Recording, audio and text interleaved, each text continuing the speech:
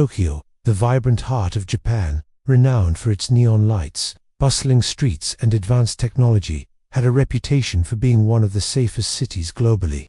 But on March 20, 1995, everything changed. The city's extensive and efficient subway system, much like any other weekday, bustled with activity. Thousands of commuters, lost in their daily thoughts, made their way to and fro, oblivious to the looming danger. Among them were two men who seemed as ordinary as everyone else, blending seamlessly into the crowd. What set them apart, what made them extraordinary, was the sinister purpose that lay dormant beneath their seemingly mundane existence. They were about to perpetrate one of the most horrific acts of terror in recent history, turning Tokyo's subways into a sinister chamber of death. As the day progressed, the city hummed along, unaware of the impending doom. These two men, acting on the instructions of their enigmatic leader, Shoko Asahara, had a grim mission: to unleash a deadly nerve agent, called sarin, on the unsuspecting populace. Their target, the Tokyo subway, was chosen not by chance, but as part of a carefully laid-out plan. The subway represented the pulse of the city, the heartbeat of everyday life, making it the perfect place to inflict maximum damage. The weapon of choice, sarin, was a testament to the cult's sinister capabilities and their willingness to go to any lengths to achieve their goals. This deadly nerve agent, banned by international weapons law, was to be the instrument of terror, leaving hundreds dead and thousands more suffering unimaginable pain. The two men moved through the crowded stations with purpose, their movements precise and efficient. They placed their backpacks on the floor, hiding their contents from plain sight. Within those backpacks were small packages containing the deadly sarin gas, enough to decimate the unsuspecting passengers who would soon fill the trains. The operation was so meticulously planned that the actual deployment of the gas was almost anticlimactic. All that it took was a slight nudge of the umbrella tip, puncturing the package and releasing the invisible, odorless gas. And just like that, the nightmare began. The initial moments after the gas was released were deceptively calm. Passengers continued reading their newspapers, listening to their music, or simply staring into the abyss of their mobile phones. They were completely unaware of the invisible, insidious killer that was now among them, slowly seeping into their skin and seeping into their lungs. However, it didn't take long for the first signs of trouble to emerge. People began coughing violently, their bodies reacting instinctively to the lethal toxin. Their eyes started burning, tears streaming down their faces as they tried to rid themselves of the irritating sensation. But the gas, relentless and unforgiving, continued to wreak havoc, paralyzing their muscles and shutting down their vital organs. One by one, the passengers collapsed, their bodies contorted in pain, their lives slipping away with each passing second. As the number of victims grew, so did the panic. People started to realize the gravity of the situation, but it was too late. The gas had already invaded their systems, sealing their fate. Chaos erupted. Passengers screamed in agony, desperately trying to escape the suffocating grip of the gas. Others stumbled around in a daze, their minds clouded with pain and confusion. The normally bustling subway cars were transformed into scenes of a horror movie, filled with writhing bodies and gurgling breaths. Amidst this unfolding disaster, emergency calls flooded the city's communication channels. Sirens wailed as ambulances raced through the streets, their lights flashing urgently in the night. Police cars followed, their officers ill-equipped to deal with an unseen, untraceable enemy. Even the firefighters were caught off guard, their usual tools and techniques useless against an invisible, odorless gas. The city was in shock, struggling to comprehend the full extent of the catastrophe that had befallen it. Amidst the unfolding chaos, Tatsumi Sakamoto, an anti-cult lawyer who had been investigating the shady activities of the Aum Shinrikyo cult for years, was out of town. He had dedicated his career to exposing the harmful practices of the cult, but little did he know that his life was hanging in the balance.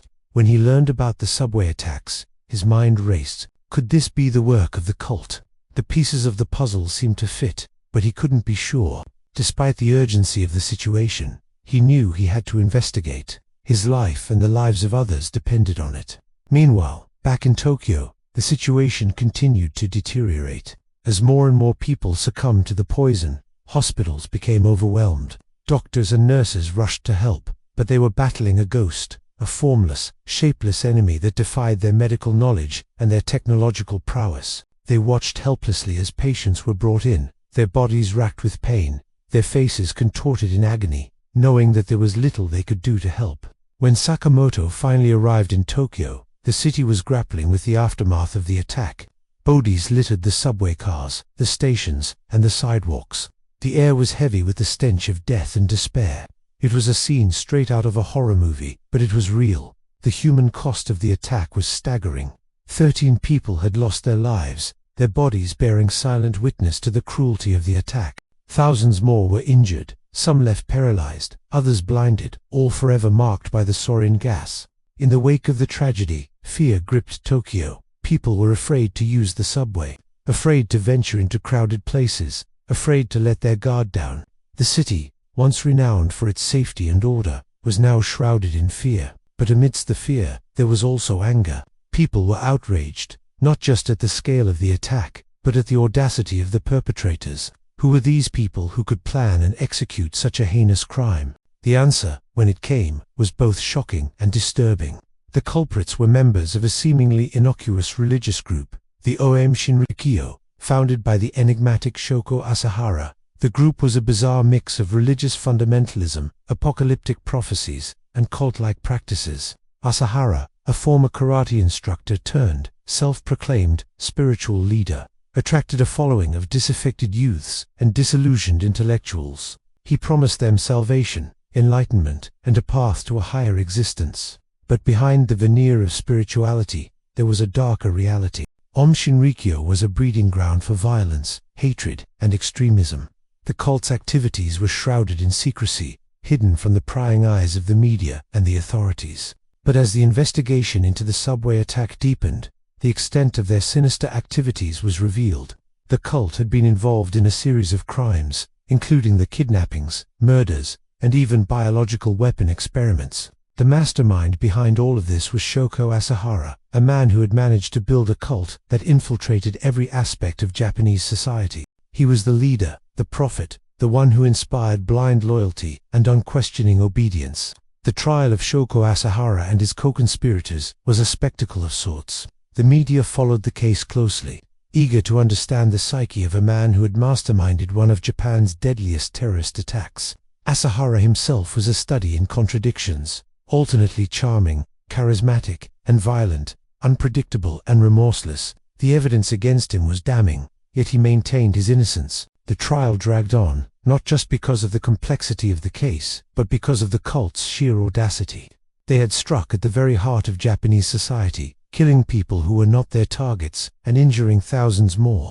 It was an attack that had shocked the nation, an attack that had shaken the world. In the end, justice was served, or so it seemed. Shoko Asahara and several of his top lieutenants were convicted and sentenced to death. Other members of the cult received lesser sentences. Some, as young as 18 at the time of the attack, were given suspended sentences or probation. But for many, justice was not enough. They wanted answers. They wanted to understand how a seemingly normal group of people could commit such an atrocity. They wanted to know what had driven these individuals to unleash sarin gas on the crowded subway.